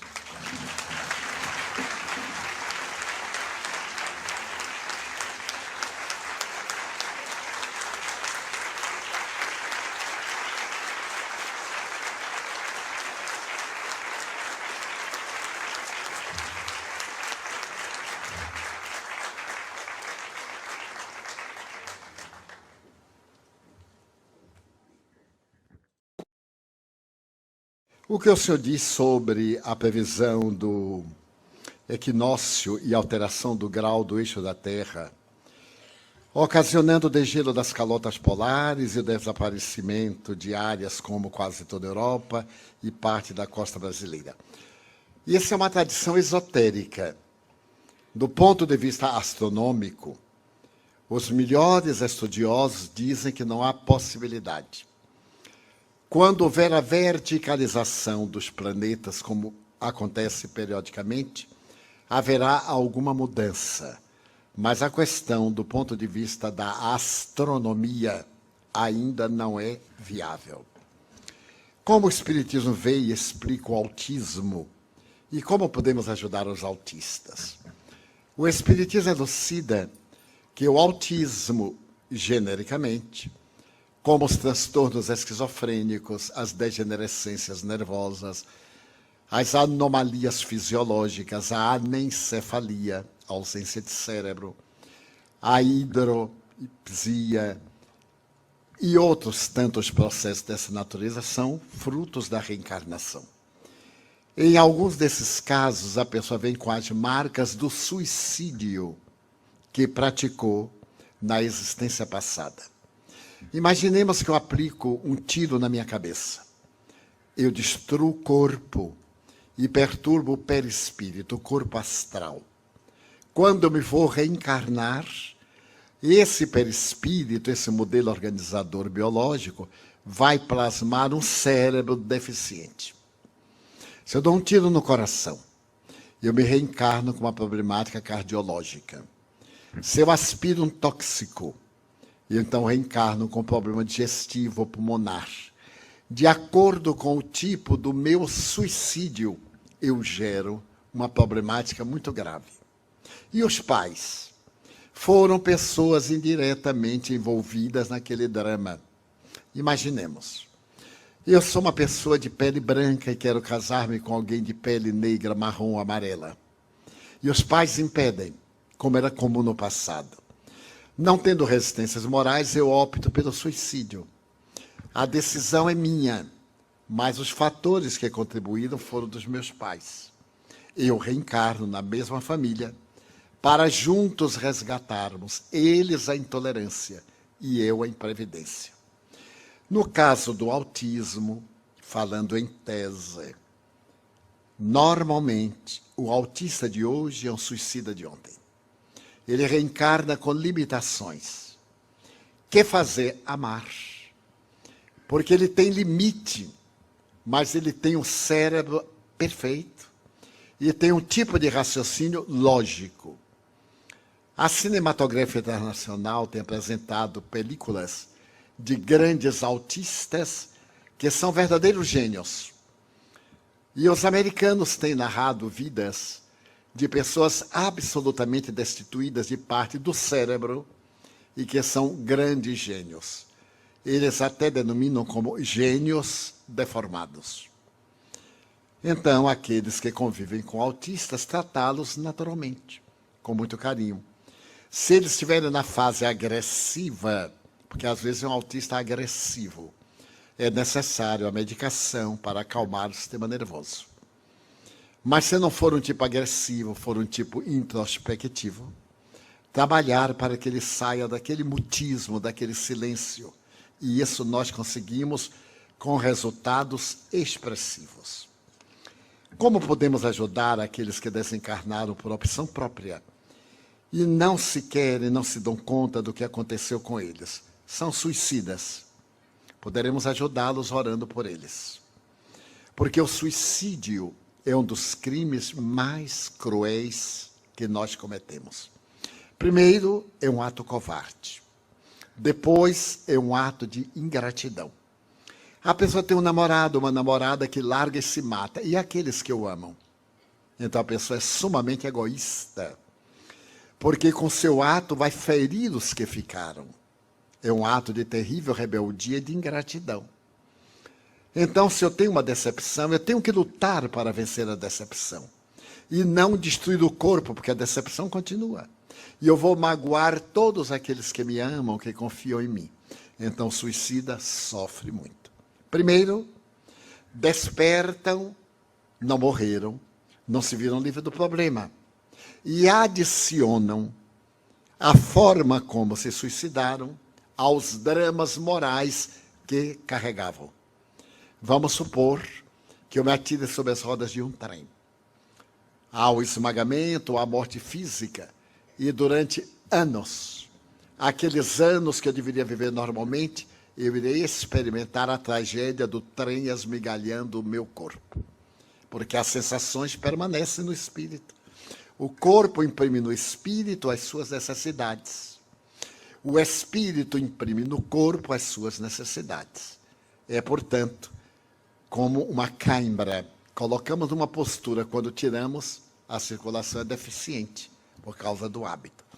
Então, nós podemos ajudar os suicidas orando, tendo o sentimento de compaixão, falando-lhes mentalmente sobre o arrependimento, sobre a misericórdia de Deus, as futuras possibilidades.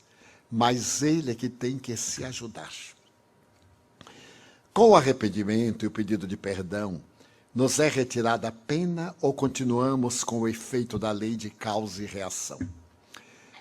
No livro de Allan Kardec, O Céu e o Inferno, capítulo número 7, há uma página extraordinária que se chama Código Penal da Vida Futura. São 34 itens que dariam para um verdadeiro tratado de jurisprudência ou de direito internacional. E Allan Kardec considera exatamente essa questão. Ele diz, por exemplo, todos nós erramos. Quando nos damos conta, nós nos arrependemos. Passamos pelo primeiro estágio. Ao nos arrependermos, nós sofremos expiação. Mas isso não basta. Depois que nós nos arrependemos, então o que fazemos? Pedimos desculpas. Mas isso não basta. É necessário anular o mal que nós fizemos, através do bem que possamos fazer. Então, eu ofendi alguém e peço-lhe desculpas. É um ato generoso. O outro me desculpa, mas eu continuo em débito. Eu tenho que fazer um bem para que anule o mal que eu fiz. Eu vou ao banco e peço um empréstimo. Então, na hora de pagar, eu não posso. Eu digo, gerente, tenha paciência, me desculpe. Ele desculpa, mas eu continuo devendo. Eu só me reabilito quando cessar o meu débito. Então, o que posso fazer? Eu digo ao gerente, eu devo $1.000. Você empresta-me 3.000, eu resgato os 1.000 que devia, fico com 2.000 que eu vou investir e pagarei os 3.000 oportunamente. Se ele for um gerente hábil, ele concorda, porque dá uma outra oportunidade. Então eu faço mal, arrependo-me, procuro reabilitar-me. Se o outro me perdoar, ótimo para ele. Eu continuo devendo. Se não me perdoar, pior para ele, que passa a ser devedor. Porque é da lei. Nós temos o dever de perdoar o nosso próximo. Mas nós temos a obrigação de nos reabilitarmos perante o nosso próximo. Porque eu desencaminho uma pessoa. Vamos colocar isso em termos muito práticos. O homem seduz uma jovem e atira na prostituição. Ele se arrepende, mas ela continua prostituta. Todos os danos que lhe advenham, ele tem responsabilidade. Então, o que ele vai fazer? Tentar reabilitá-la. Mas ela já se acostumou, não quer. Agora o problema é dela. Ele, então, vai fazer o bem a outras pessoas para anular esse mal que fez. Então, em toda ação, é uma contabilidade. Deve haver. Devo, coloco, regularizo. É uma lei, portanto, extraordinária, porque nos dá dignidade. O inconsciente coletivo tem responsabilidade nas tragédias planetárias de maneira nenhuma. As tragédias planetárias fazem parte do processo da evolução. No Livro dos Espíritos, na terceira parte, Allan Kardec pergunta: o que pretende Deus com a destruição?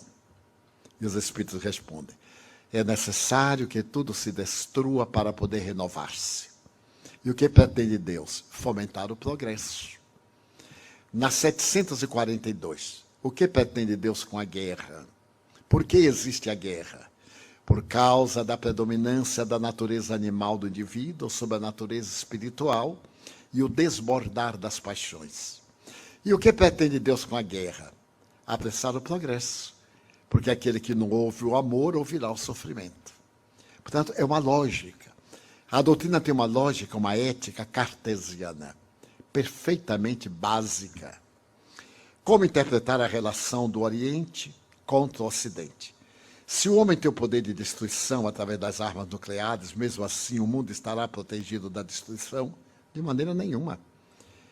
É o quarto fator que pode haver o fim do mundo, uma guerra nuclear. Mas esta guerra nuclear, dizem os estrategistas militares, não acontecerá. Acontecerão guerras locais, porque uma guerra nuclear, o vitorioso morrerá em cima do vencido. Porque a radiação será levada pelos ventos para o mundo inteiro e todo mundo sofrerá o efeito da desintegração nuclear. Então ninguém se atreverá, a não ser os psicopatas, a atirar uma bomba de efeito nuclear, vamos dizer, a Austrália, que é um verdadeiro continente. Vamos supor que tivesse 3 países. Atira uma bomba sobre o país X, mas a bomba não fica somente ali. Os ventos vão levar e atinge o país que entregou. Há uma obra notável de um grande místico italiano, Pietro Baldi, A Grande Síntese. E ele diz exatamente isso. Uma terceira guerra mundial é improvável, porque o vencedor tombaria sobre o vencido. O que acontece? As grandes nações provocam guerras nos países dos outros. Vejamos a Líbia. Os Estados Unidos de um lado, a China e a Rússia do outro. Então, a Síria. Estão brigando nos outros países. Uns protegem os revolucionários, os outros protegem o ditador. E assim eles se liberam das armas ultrapassadas. Porque os depósitos de armas estão sempre em renovação. O que é que fazem com as armas antigas? Vão para a Colômbia, vão para os países da África, nesse comércio nefando das grandes nações, protetoras da paz e fomentadoras da guerra. Então nós vimos, com todo respeito, não é nossa área política, mas uma análise. Nós vimos os Estados Unidos querer implantar a democracia no Oriente. É um sonho. Uma cultura de 5.000 anos, como era a antiga Pérsia, hoje o Irã. Uma cultura como a do Iraque, 5.000 anos. A antiga Babilônia, a antiga Síria. Não pode ter liberdade democrática por causa das ditaduras multimilenares. E depois, vocês estão obrigados a ser, a partir de agora, democrata. Mas se a democracia é a liberdade de escolha, como é que eu posso obrigar a pessoa a ser livre? Em verdade, não era nada disso. Não havia armas nucleares de extinção coletiva, como ficou provado. Era interesse do petróleo. As guerras, como agora no Afeganistão e etc., com todo o respeito, são de interesses econômicos. O que é que prevê a cultura moderna? É que no ano 2025 é provável que haja uma grande guerra. Não por causa do petróleo, por causa de água potável. A dessalinização ainda não é suficiente para transformar a água do mar em água potável. Dubai, Abu Dhabi e outros já conseguem um pouco, mas não é suficiente. Então é necessário que nós economizemos água. Estamos sendo advertidos pelo ecossistema porque 3/4 partes do mundo são aquosas, mas não água potável. No nordeste do Brasil tem o maior lençol de águas do mundo, salobra. Portanto, é mesmo que não ter. Dessa forma, a relação do Oriente com o Ocidente vem desde a Idade Média. A grande responsabilidade é das cruzadas, o ódio ainda é das cruzadas. Quando os europeus foram defender a sepultura de Jesus, que era vazia, defender um túmulo que não tinha nada. Será que eles foram defender o túmulo contra Saladino e outros? Ou foram furtar os tesouros orientais? Então eles vieram para o Oriente, trouxeram as terríveis enfermidades do Ocidente e levaram a sífilis, a gripe, a tuberculose, que não eram doenças do Ocidente. O tracoma, que é uma doença típica do deserto, nós pegamos durante as cruzadas. O próprio Francisco de Assis, quando ele veio, ele pegou o tracoma, graças à ardência do sol no Egito. Segundo estatística, por ano, 2 milhões de pessoas dessas áreas contraem o tracoma. É uma doença que cega. A cura é remota. Então, essa relação, esse ódio, é milenar. É uma suspeita milenar.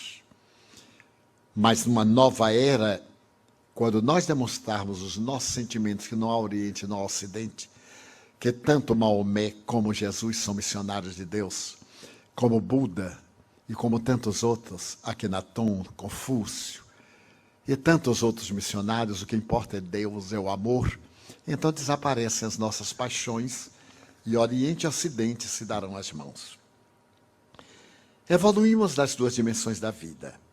Necessariamente temos que saldar os débitos terrenos enquanto encarnados.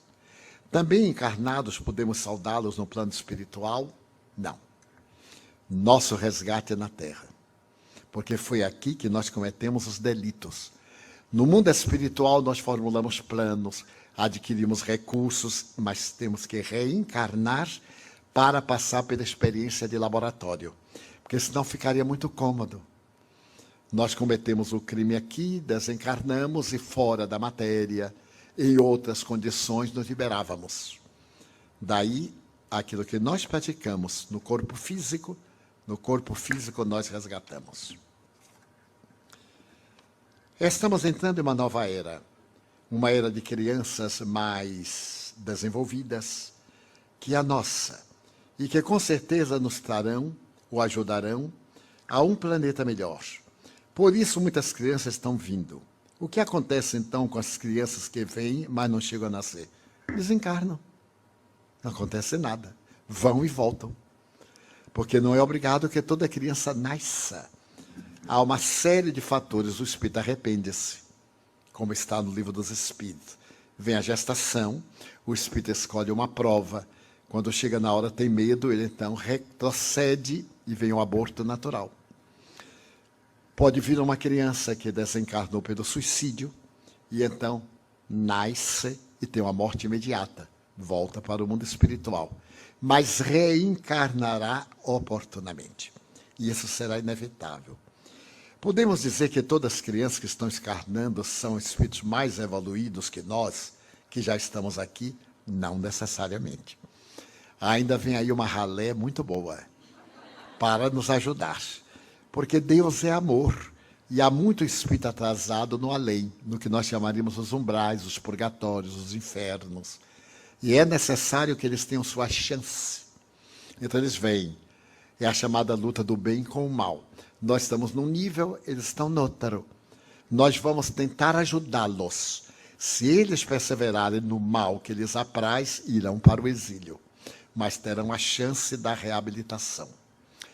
Os drogados que não são maus, mas estão viciados, depois de sua desencarnação, poderão voltar a este planeta? Poderão não, vão voltar. Porque eles são viciados, porque optaram por isso, são responsáveis. Se eu opto pelo tabaco, pela droga ilícita, pelo sexo desvairado, a opção é minha. Eu fico viciado depois que comecei. Eu não nasço viciado. Então eu tive a opção de ser ou não ser.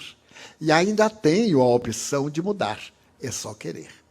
Mas como me é muito mais cômodo viver no transe, na alucinação, no êxtase, então eu opto, eu reencarno na próxima, com graves distúrbios do sistema nervoso central, com graves conflitos da personalidade, com vazio existencial, com dramas de consciência, porque eu usei mal a minha inteligência. A inteligência é para usar para o bem, não para o prazer exclusivamente. Porque o prazer é sensorial, o bem é emocional. Então eu ouço uma boa música, eu me deleito. Mas eu quero ter o prazer do orgasmo, eu tenho que ter a coabitação. Posso e devo ter, mas a forma que eu usar a outra pessoa, eu gero karma. Se eu uso a pessoa com meu egoísmo e abandono, o que lhe acontecer a partir de agora, eu sou o responsável. Não é apenas usar e dar uma de que não tem nenhuma responsabilidade. Nós somos responsáveis pelos atos, dos efeitos que produzem. Então, antes de agir, pensar, para evitar comprometimentos. Hoje recebi um e-mail bem interessante, cuja mensagem diz: dos pensamentos surgem as palavras, das palavras a ação, da ação o hábito, do hábito o caráter, do caráter o destino. O que viria após o destino, ou como isso poderia ser explicado? Muito fácil. Ninguém age sem pensar. Somente as pessoas inconsequentes é que agem por impulso. Toda vez que eu tenho algo, eu penso. Primeiro é o campo mental. Quando eu penso, eu elaboro. Quando eu elaboro e repito, eu crio um hábito. Esse hábito fará o meu bom ou o meu mau destino. Que eu serei feliz ou serei desventurado. Vamos dizer que eu tenho o hábito de palavras chulas, palavras vulgares. Eu digo por hábito expressões. Há pessoas que não fazem uma frase sem dizer um palavrão. Por quê? Viciado, mal educado. E há outras que fazem imensos discursos e não dizem uma palavra vulgar, o hábito. Então nós temos bons e maus hábitos. Quem não tem bons, tem maus hábitos. A isso chamamos educação. Criar hábitos saudáveis. Então é uma pessoa educada. Quem tem hábitos doentios é uma pessoa deseducada. Então qual é o destino? Se a pessoa é educada, é uma pessoa pacífica, harmônica. Se não é, é uma pessoa desequilibrada. O que é que vem depois? O sofrimento. Então é necessário que nós geremos atos defluentes de palavras. Pense no bem e o bem acontecerá. Evite o pessimismo e não entrará em depressão. Ah, mas eu não consigo. Eu não quero. Toda vez que nós dizemos eu não consigo, estamos dizendo eu não quero. Porque sempre quando nós queremos, nós conseguimos. É uma questão de hábito. Como nós não podemos ficar sem pensar, toda vez que vier um pensamento ruim, substitua por um pensamento bom. Então estamos aqui. E eu digo assim, aquele cara está me olhando ali, ele está pensando mal de mim. Eu raciocino, mas por que ele está pensando mal de mim? Eu não estou pintado, eu não estou nu. Sou uma pessoa normal, não tenho 4 patas. Então não vejo por que isso. Não, ele está me olhando porque ele está tentando me reconhecer. Aí eu vou rir para ele. Aí eu olho. Acabou-se o problema. Então, toda vez que vier um pensamento ruim, põe um pensamento bom. Os psicólogos dizem que durante o dia nós temos 95 mil pensamentos. Eu não sei como é que eles contaram. 95 mil. 90 mil repetitivos, depressivos, pensamentos viciosos, negativos. E isso nas pessoas normais. Nos anormais, 95 mil pessimistas. Temos aí uns 3 mil pensamentos mais ou menos. E alguns pensamentos bons. Vamos reverter a ordem. Vamos cultivar os pensamentos bons o máximo de tempo. Não é ser santo, não. É pensar coisa boa. Porque é o prazer de pensar coisas negativas. É um prazer mórbido. É um costume. É o hábito de querer ser infeliz. Eu encontro pessoas que têm tudo para fruir de uma vida agradável. E que fazem tudo para ser antipáticos. Até nós no Brasil temos esse ditado. Se a gente pode complicar, para que facilitar? E aí vive complicando a vida. Eu, por hábito, não reajo. Por hábito. Algumas vezes eu escorrego. Mas, por hábito, não reajo. E certo dia eu ia caminhando e veio uma pessoa, deu uma trombada em mim e me derrubou. E ainda me olhou com raiva. Eu digo assim, desculpe estar na sua frente.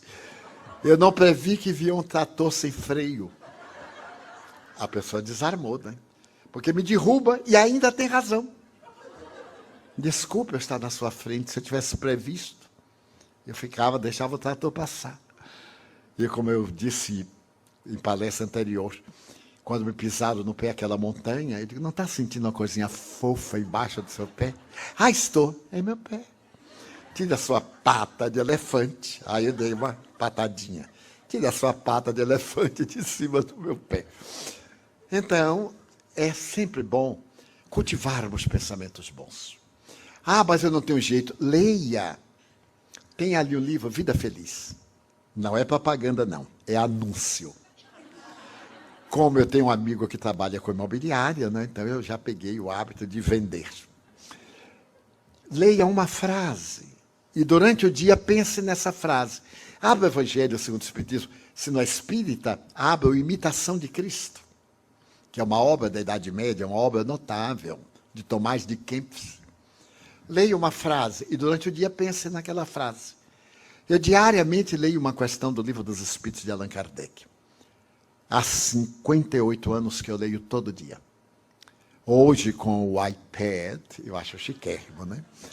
Então é só clique, aí eu olho. E durante o dia eu fico pensando. Vem uma coisa, vem outra, eu volto. Então não há tempo para me aborrecer. Se a coisa me aborrece, eu digo, estou perdendo meu tempo. Aí eu volto o pensamento. Porque o fato de ficar aborrecido não resolve o problema, piora. Então aconteceu o problema, eu digo, deixa para lá, vai resolver. E daí a pouco ele se resolve. Então é muito fácil encontrar a nossa plenitude. É somente buscar. É possível passar uma encarnação com obsessão sem saber e saber somente quando passamos para o outro lado? É sim. Há muito mais gente obsidiada do que pensa. Porque nós vivemos num mundo de vibrações. Os semelhantes se atraem, os contrários se afastam. É uma lei da física. Todo semelhante se atrai. Vivemos em sintonia. Se eu tenho uma vida depravada, eu vivo cercado de espíritos vulgares, então eu sou um obsidiado. Se eu tenho uma vida saudável, eu sou inspirado por espíritos bons, então eu sou um inspirado. Estamos sempre assessorados pelos espíritos. Mas não é tese do espiritismo, não. É o apóstolo Paulo que diz, há uma nuvem de testemunhas. Essa nuvem é de desencarnados. Muitas vezes a pessoa é vítima de temperamento hostil, temperamento rebelde, reações contínuas, ressentimentos, ciúmes desordenados, paixões, e são influenciadas por espíritos maus que se comprazem na prática do mal. O que fazer? Ore mais. Medite um pouco. O dia tem 24 horas. 10 minutos para você, o você interno, 10 minutos. Ah, eu não tenho tempo durante o banho. Já que está ali tomando banho mesmo, fico pensando na coisa boa. Durante a hora que faz a barba, ou que cultiva a barba, que penteia o cabelo, ou que não penteia o cabelo.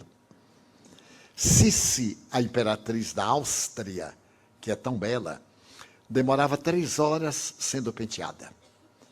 As amas penteavam-na para botar joias 3 horas. E ela era uma jovem tão inteligente, era a imperatriz da Áustria, aproveitava essas 3 horas do penteado para aprender francês. Então a mestra de francês ficava dialogando com ela, enquanto as amas penteavam-na. Então ela fazia 2 coisas de uma mesma forma. Nós poderemos ganhar o tempo. Enquanto fazemos a barba, pensamos numa coisa boa. Planejamos o nosso dia. Enquanto penteamos, imaginou o tempo que a mulher perde ou ganha despenteando o cabelo. Eu tenho um caso muito interessante. Aconteceu em Hollywood. A moça ia ter um casamento e deixou para pentear o cabelo no sábado pela manhã, porque o casamento era tarde. Mas no sábado pela manhã, todas as mulheres vão ao salão, porque sábado à tarde tem que estar bonita para de noite, para domingo e etc. E então ela vai a um salão, não encontra vaga, vai a outro, não encontra vaga, e chegou em casa descabelada. O marido disse, nossa, ficou bonita, quem foi que penteou? Então imagine quantas horas nós gastamos, às vezes, sem pensar em nada. O que é que está pensando? Nada. Pense numa coisa boa, preencha a hora. Quais os pontos fundamentais para enfrentar melhor nossa solidão neste plano? A melhor técnica é ajudar o outro. Se você é solitário, torne-se solidário. Quem é solidário não vive solitário. Se eu estou na solidão, eu vou visitar um asilo de velhos. E aí vou ouvir o velho contar pela milésima vez aquela mesma coisa. Porque quem não morrer vai ficar velho. Esta é a vingança dos velhos. Quando alguém diz assim, puxa, o senhor viveu muito. Então eles dão um riso e dizem, pois é, eu já cheguei até aqui, você eu não sei se chega. Olha a vingança. Então, a família jogou lá para se ver livre. Ninguém faz ideia de quanto é bom visitar um idoso. Ele contar as mesmas coisas, queixar do filho. E a gente diz assim, mas é verdade. Não discuta porque perde. É verdade. Ele se renova. E para ficar uma mensagem, 2 homens estavam no mesmo quarto. Eram 2 doentes com graves problemas ortopédicos. Um deles estava junto à janela. E o outro estava na outra cama, ao lado da parede. O que estava na janela olhava lá para fora e dizia, meu Deus, que lindo jardim. Olha a fonte jorrando água. As crianças brincando, as empregadas tomando conta dos bebés. Mas que lindo dia de sol. E o que estava longe, até nisso eu sou azarado. Nem vejo a paisagem. E na sucessão dos tempos, o que estava ali perto morreu. E quando vieram tirar o cadáver, o que estava do lado disse, ponha-me ao lado da janela. E de imediato trouxeram-no. Quando os enfermeiros saíram, ele levantou e olhou. Quando ele olhou, era um muro. Não tinha nada. O outro olhava a beleza que gostaria de ver lá fora. Todos nós temos beleza interior. Não permitamos que os muros da vida criem dificuldade. Na vida de todos nós, poderemos ser o muro que impede a passagem, ou ponte que liga a criatura de um extremo ao outro. Não pode haver nada melhor do que ser ponte, porque o mundo está cheio de muros e de paredes. Como é o nosso último encontro público, desejamos agradecer a Glória Caloroi, sua equipe, aos trabalhadores da Casa dos Franciscanos, do Joana de Cusa, agradecer a gentileza de todos que realizaram este magnífico trabalho, dos que são generosos, levando-nos, trazendo-nos, e principalmente dos senhores, sem cuja presença não teríamos oportunidade dessas reflexões. De todo o coração desejamos que algumas sementes fiquem, germinem, e quando fizer um raio de sol, ideia da primeira flor, na primavera do mundo do futuro, lembre-se que um dia passou pelo caminho de todos os senhores uma alma aflita e necessitada que buscando o amor falou de beleza. Thank you very much.